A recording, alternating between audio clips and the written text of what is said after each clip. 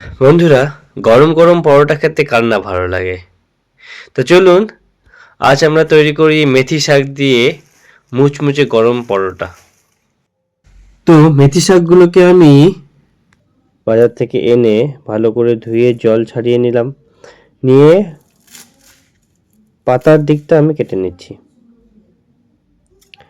এবার সেটাকে কুচো কুচো করে কেটে নিলাম। এবার কেটে নিয়ে আমি কি করব, আর একটা বোলের মধ্যে খানিকটা ময়দা নেব। ময়দা নিয়ে ওতে গোলমরিচ গুঁড়ো, জোয়ান গুঁড়ো দিয়ে খানিকটা নুন দেব। নুন দিয়ে ভালো করে মিশিয়ে নেব।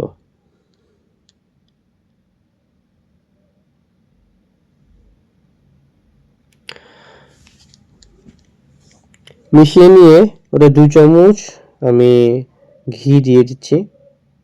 আপনারা চাইলে রিফাইন অয়েলও দিতে পারেন। ঘি দিয়ে ভালো করে মিশিয়ে নেব।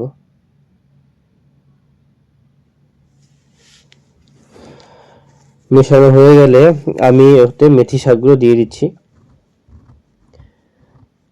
মেথি শাকগুলো দিয়ে ভালো করে মেখে নেব।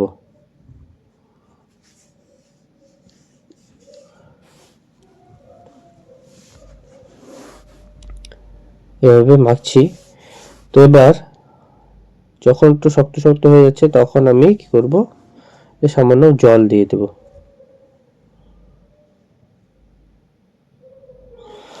জল দিয়ে এবার দেখুন জল দিচ্ছি। জল দিয়ে হালকা উষ্ণ গরম জল দিয়ে আমি এটাকে ডো তৈরি করে রাখবো।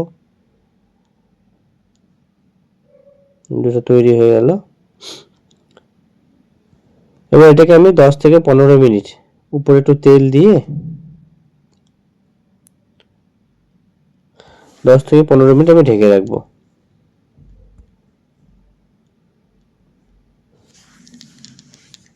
সামান্য তেল দিয়ে ভিজিয়ে রাখবো। এইভাবে 10 থেকে 15 মিনিট আমি এটাকে ঢেকে রেখে দেব।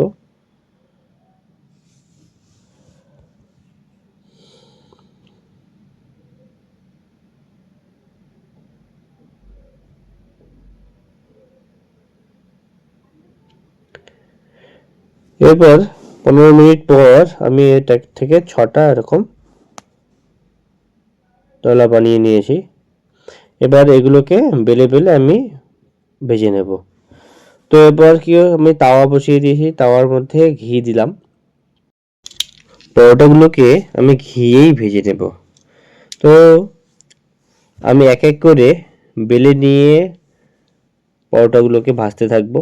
একটু সময় নিয়ে ভাজতে হবে। এপিট ওপিট লাল লাল করেই ভাজতে হবে।